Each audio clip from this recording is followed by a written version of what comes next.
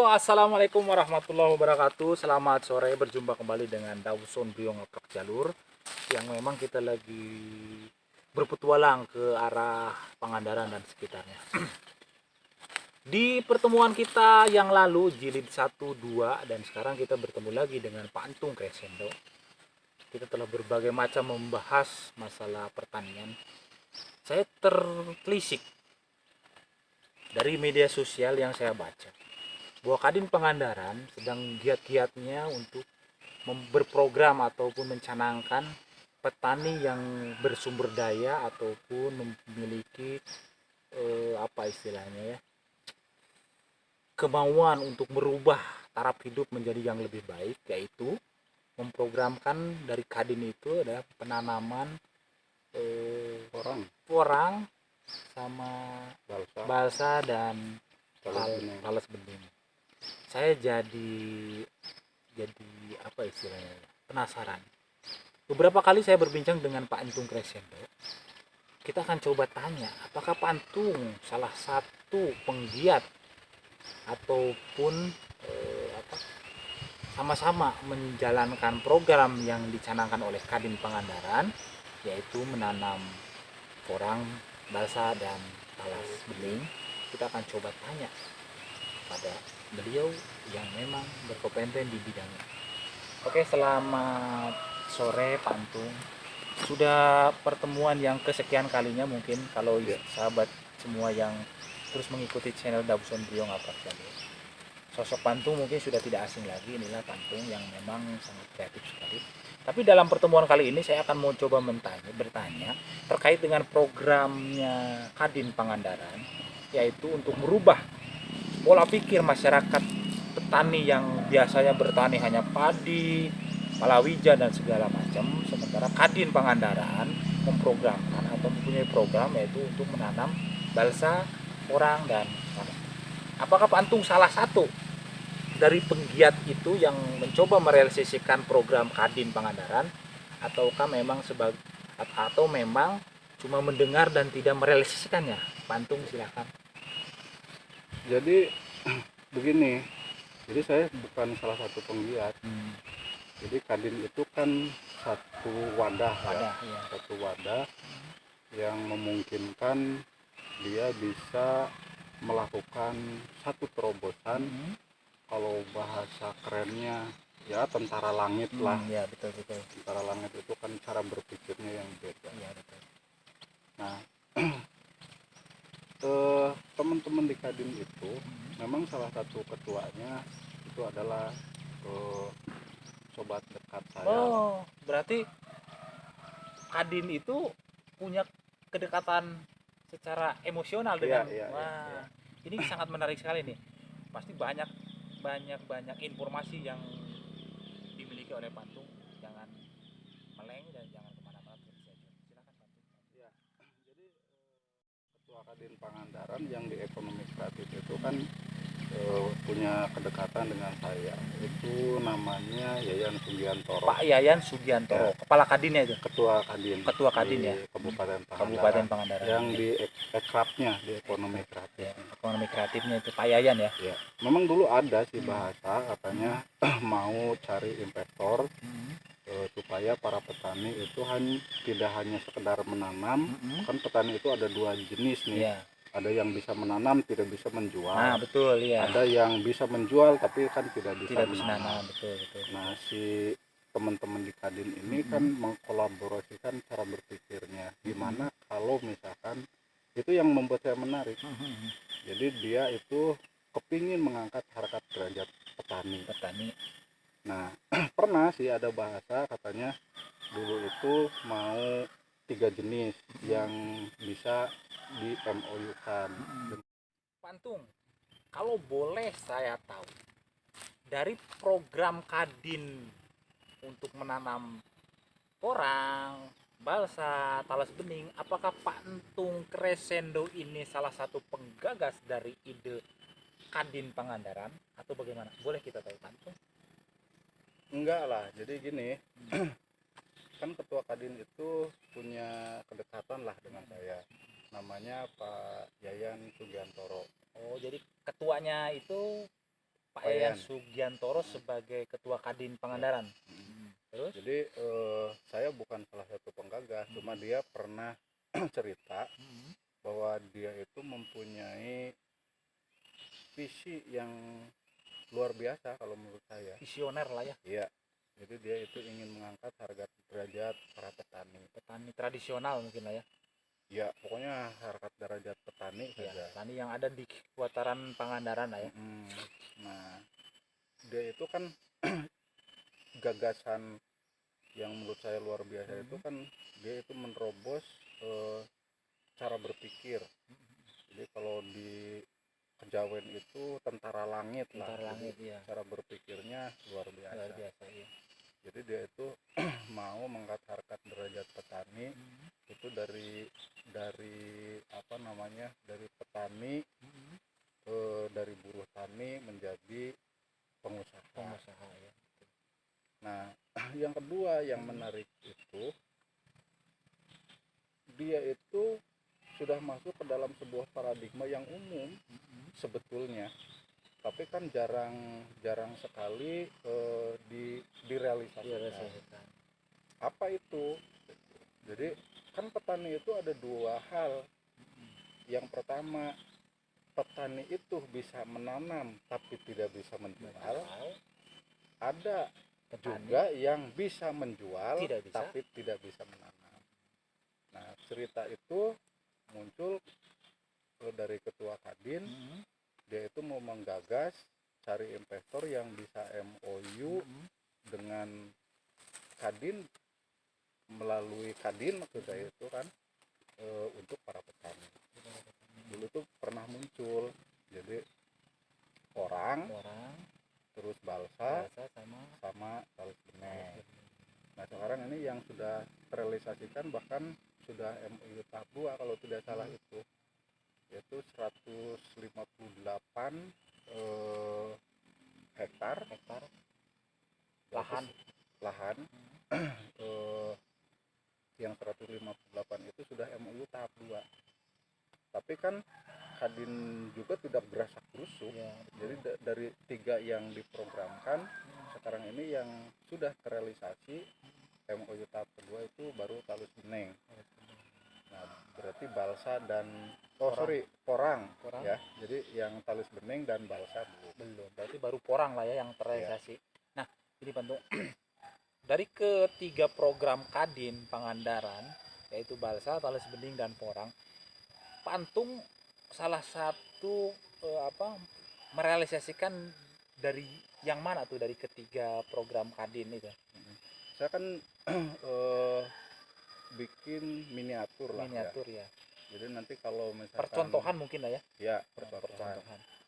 Ini lahannya kurang lebih sekitar 500 bata.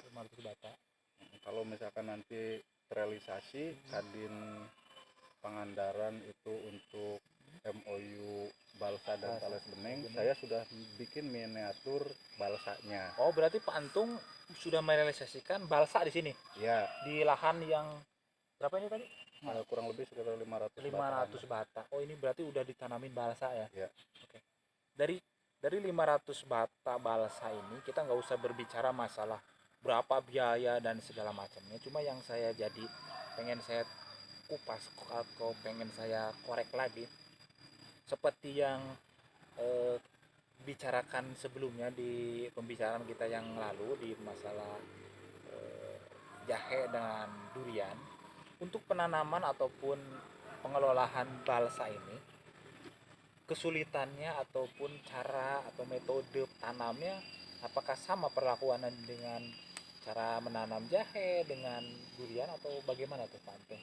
Kalau dikualifikasi antara durian dan jahe dan balsa, ini kan berarti kalau kita ngomong tingkat kesulitan ya.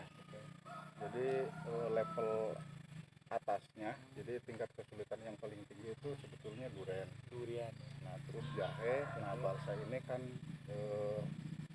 mudah. Nah, balsa ini saya juga kan belajar, jadi petani itu jangan pernah berhenti belajar. Betul. Sebetulnya saya punya rekan, dia itu kepala sekolah salah satu SMP di Kabupaten Pangandaran. Pangandaran. Nah, itu teman dekat saya, dia dokter, namanya Dokter Budi Budiana. Dokter Dodi Budiana. Iya. Nah, dia salah satu apa nih kalau boleh? Nah, Dokter Dodi ini kan salah satu pionir untuk balsa. Oh. Makanya bibit balsa ini kan saya coba komunikasi dengan dia yang suplai bibit balsanya. Oh. Jadi urusan berapa harganya, terus satu pohonnya itu adalah urusan dapur. Nantilah ya mungkin ya. Yang penting Iya. yang penting ini si balsa ini terrealisasikan, tertanam dulu mungkin ya. Dia kan dia itu mempunyai sebuah keyakinan dan kepercayaan. Asal saya telaten pasti kan ada hasilnya. Nah, jadi bukan tidak dihitung, tapi dihitung karena saya punya kedekatan. Ya hitungannya berarti di belakang meja. Yang penting gitu. jalan aja dulu mungkin Jalan ya. saja dulu. Jadi begitu sahabatku, ternyata Pantung ini selain penggagas atau petani modern yang menanam jahe merah dengan durian, beliau juga menanam balsa. Ini lahan luas seperti ini, sampai ujung sana itu ada saung atau sanggar, itu balsa semua ya, luas sekali. Jadi sangat luar biasa. Ini salah satu percontohan nih mungkin buat para petani-petani yang belum atau memang tidak terpikirkan untuk membudidayakan atau mengembangkan balsa. Ini salah satu area yang memang nantinya mungkin dan mudah-mudahan akan jadi percontohan penanaman balsa di Pangandaran pada umumnya dan di desa Ciganjeng pada khususnya. Jadi itu sahabatku, selain Pantung ini penggiat jahe, durian, balsa pun beliau menanam. Yang lebih unik lagi adalah lahan segini luas ini sangat variatif ya. Ada balsa, ada di sana juga sebelah sana kelihatan ada meranti, banyak, ada pohon kelapa juga. Tapi sahabat Dawson Brio Ngaprak Jalur, kita setelah ini mungkin akan bertemu kembali di jilid keempat. Kita akan kupas tuntas terkait dengan Crescendo Studio. Kita juga perlu tahu karena sosok Pak Antung ini selain dia eksentrik juga memang rock and roll kan seperti yang kita ketahui ya. Tampangnya juga kelihatan, tapi jangan lihat dari tampangnya, keahliannya juga banyak nih. Jadi makanya tetap stay tune terus di channel Dawson Brio Ngaprak Jalur. Nanti kita coba akan review ke tempat kediamannya Pak Antung Crescendo di Ciganjeng. Ya. Ending nih. Nah, Satu lagi dari Pantung. Ini mungkin pesan dan kesannya dari Pantung, kita simak bareng-bareng. Silakan Pantung. Buat rekan-rekan petani yang konon kabarnya sekarang ini kan sedang terjadi krisis petani muda. Jangan khawatir, karena yang namanya kompetisi hidup itu pasti ada pasang surut. Betul. Yang paling penting kan begini, saya ini kan lahir dari keluarga petani. Betul. Tradisional ya. Tidak pernah berpikir kalau saya menanam nanti dijualnya ke siapa, harganya berapa. Tapi alhamdulillah rezekinya itu ada. Sampai saya kan bersyukur bisa sekolah di Tasikmalaya di salah satu SMP terbaik ya. Ternama lagi. Nah, terus kuliah mungkin kan S1, S2 dan lain sebagainya. Itu sebetulnya tidak penting. Yang penting itu adalah belajarnya. Nah, terus yang kedua itu kan kemarin banyak rekan-rekan saya itu yang petani terus mengatakan ini tentang program Kadin yang 158 hektar mungkin tidak berhasil semua. Kata saya itu ya tidak mungkin. Yang namanya kompetisi itu sudah ada yang namanya hukum. Nah, hukum itu dibikin oleh Tuhan, namanya hukum alam. Tidak mungkin berhasil semua, tidak mungkin gagal semua. Kan betul, gitu. Betul. Setuju, siapa nanti yang akan berhasil, kan gitu. Yang berhasil itu yang mempunyai niat, telaten, kemauan, dan upaya yang keras. Betul. Itu yang berhasil. Nah, sementara yang gagal itu pasti ada, yang berhasil ada. Jadi buat rekan-rekan di Kadin juga itu tenang saja. Jadi dari 158 20% saja berhasil, Udah luar sudah biasa. luar biasa. Jadi program itu harus tetap berjalan. Harus tetap berjalan. Ini kan program yang menerobos cara berpikir. Betul.